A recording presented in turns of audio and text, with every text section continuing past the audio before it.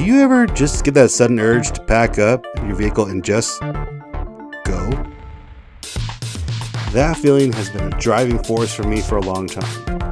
So, with perfect weather, a full tank of gas, we hit the road, ready to uncover forgotten and abandoned places and see where the adventure takes us. And today, this location did not disappoint. With beautiful desert views, Joshua Tree never disappoints. Alright guys, so we just got off work a little while ago, but we got the urge for adventure. And, well, since it's a holiday weekend, hopefully we can find some place not too crowded. But I have a place in mind, and I hope you guys are going to like it too.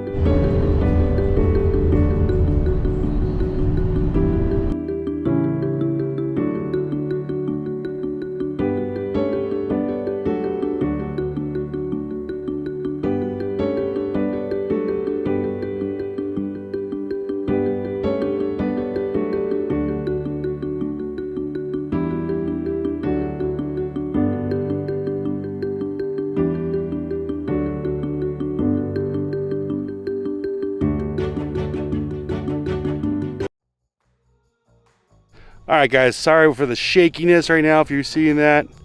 Do not adjust your screen. Yeah, I'm a little freehanding right now. But let me show you guys around camp. Let me show you what we got, how we have set up tonight. It's a little cold right now. It's reading about 41 degrees. And it's early, so let's see how this feels later. So right now we got a 4-runner tonight on this run.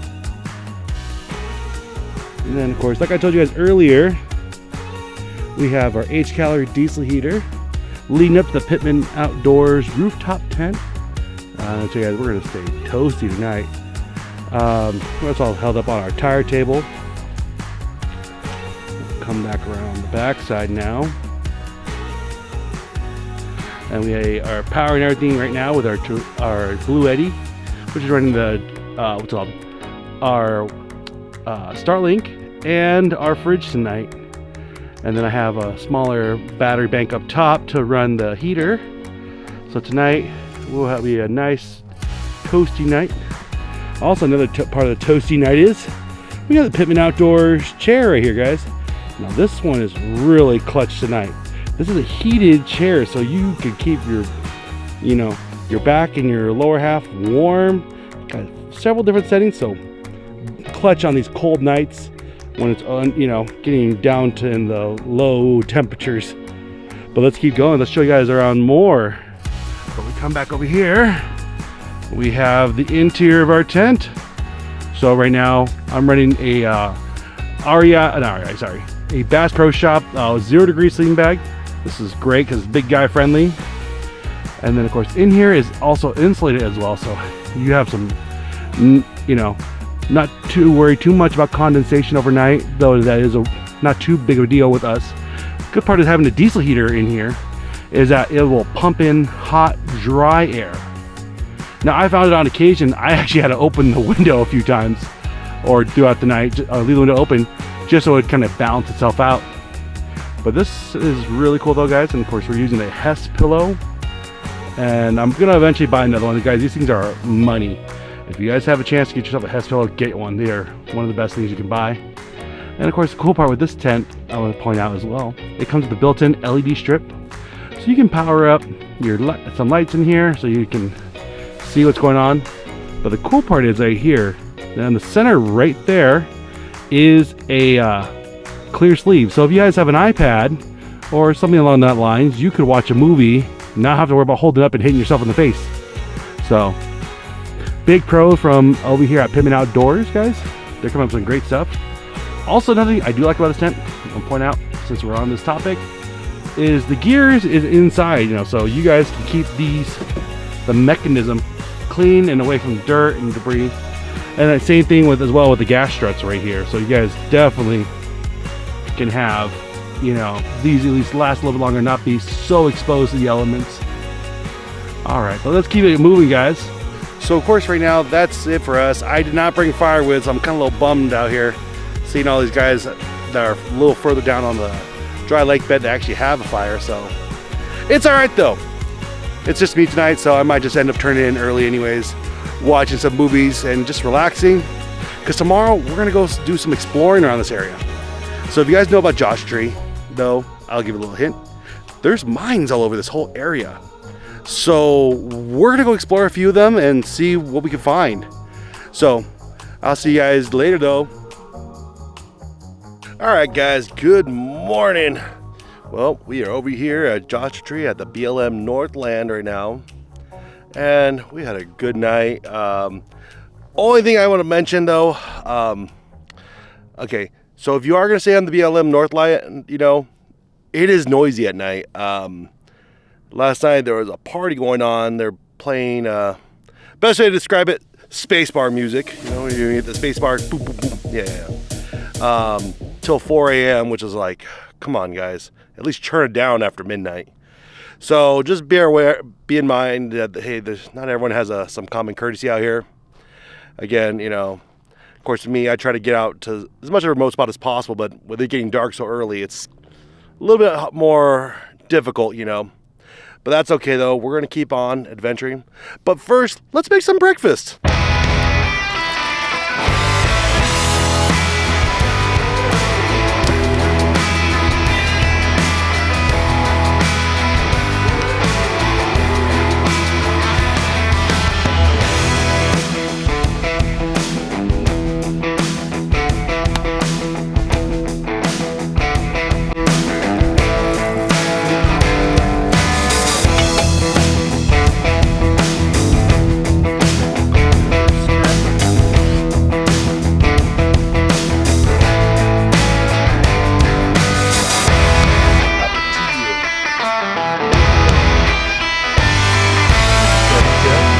Enjoy.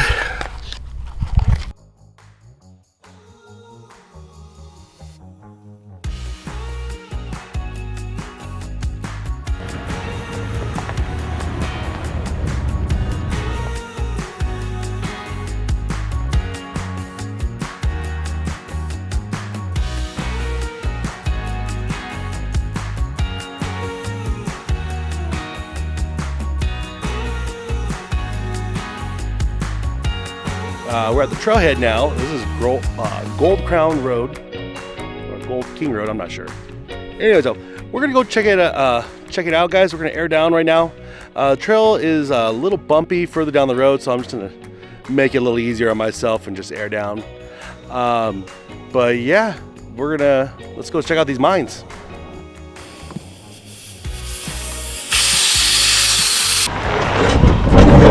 Yeah, this is a sound you may not want to hear, and sometimes it's inevitable.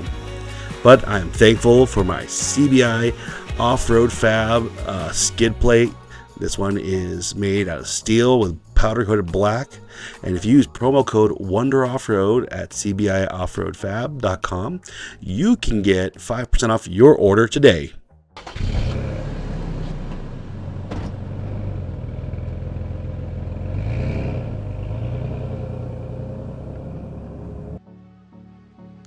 Now, the history of this area is really fascinating.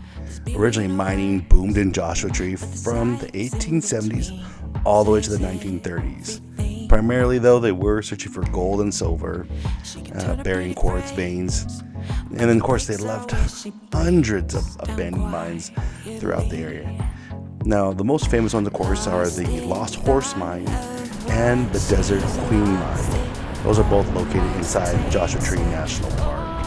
And of course, in the past, we've traveled to Brooklyn Mine, the Rose Gold Mine, and several others. This time, we're going to some different ones I've seen in the past, and I just really want to experience. And of course, this is the Sunset Mine and the Mission Mine. These spots are just very interesting, and they really have some history to tell, you know, that mining is going to stop right away. And as you'll see soon, you know, he really, you know, kept digging until the very end, it seems like. So there's two ways into this area. One from Old Dale Road, which will take you from the 62, or you can take the other way in through the national park, again through Old Dale Road. this part right here, we're taking is of course through off 62, through the Joshua Tree, and it's very easy to get to this spot for the most part for most vehicles. However, you should have 4-wheel drive and good ground clearance. This last 3/4 of the mile, so got really rocky. Did require me to choose my lines carefully. Unfortunately, the 4Runner, of course, did not have as much ground clearance as I would hope as compared to my Ranger, but we made do, because you really have to pay attention to what you're doing out here. Now, this area is just beautiful, though, so it's hard to stay focused on driving, of course, and also stay focused on not looking out of the windshield and seeing what's all around. But I'll tell you what, Joshua Tree never disappoints.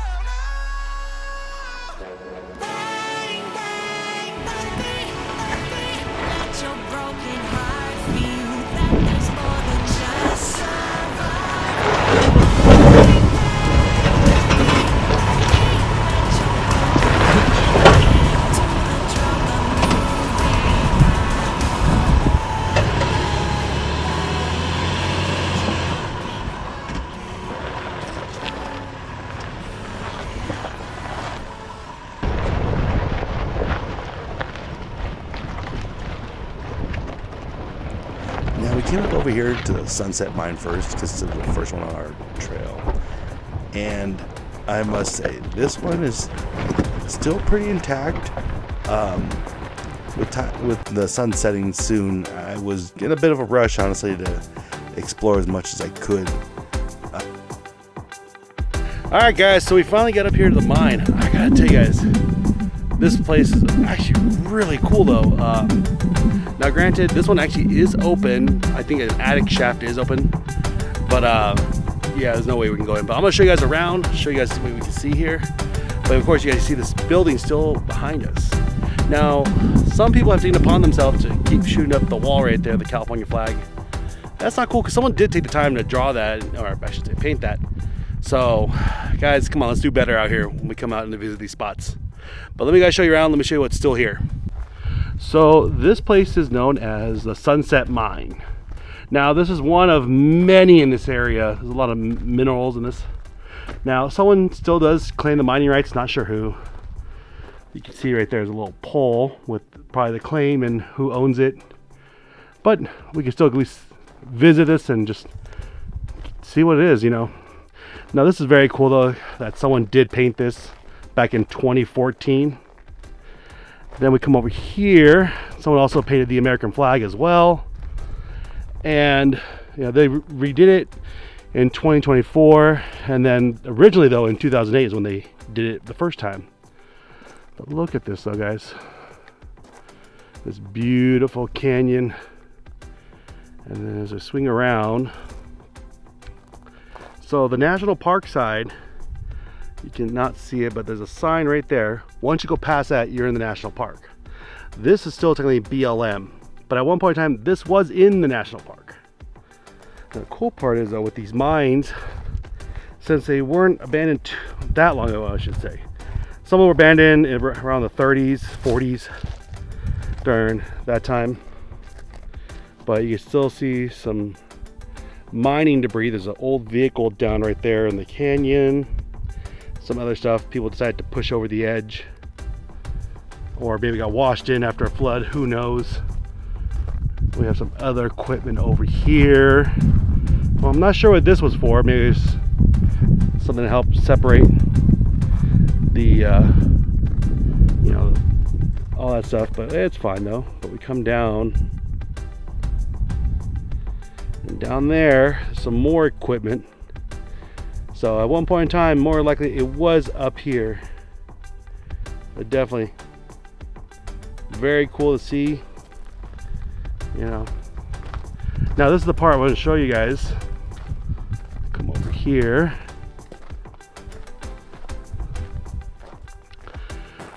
So I think the mine opening is back that way somewhere. We're following along this nice trail that someone actually took the time to assemble. But as we come right here, where this porch is located, see, there it goes. All right, this might have been an exit shaft at some point, or more likely a ventilation shaft. It goes all the way down. So, yeah, very cool. So this more likely was like their workshop where they had the tools and did the separation of the stuff. And then back where, close to where I parked the 4Runner at, is where they had the probably their living quarters for out here.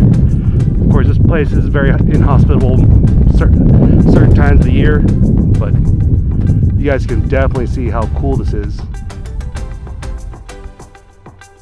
Now, as I was flying my drone, I noticed another spot really close, so I was really eager to get back in the 4Runner and go check it out. And this spot was even better than this one. And of course, that was the Mission Mine.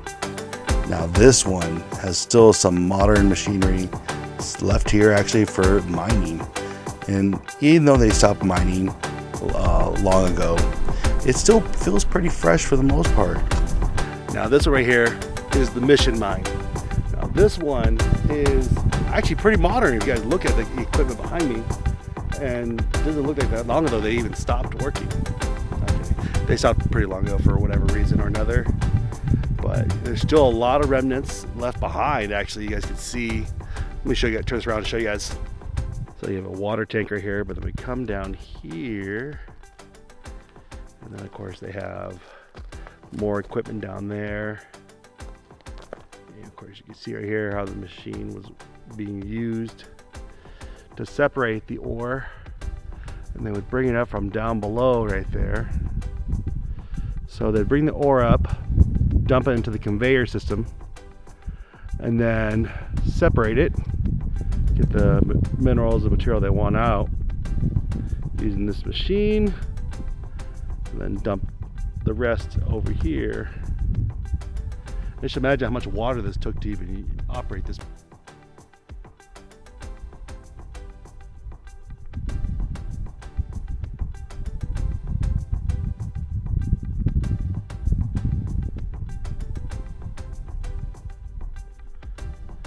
This part's insane to me. Look at this container, how it's been cut up, and it's not just like a little cut up. No, they really came in with the grinders and really had at it. Yeah, guess they didn't want anyone staying here.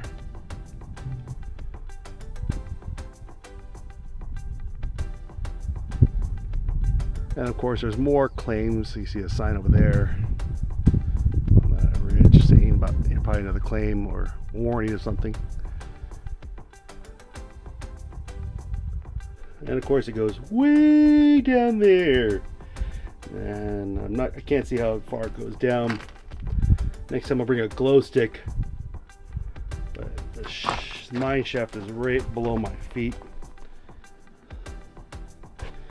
Yeah, under here is the opening. So those ore cars would come out. They would bring up, of course, the material and dump it. And then of course the miners would come out next to it. You can see how there's a standing platform. So it take you up to the mine and out of the mine.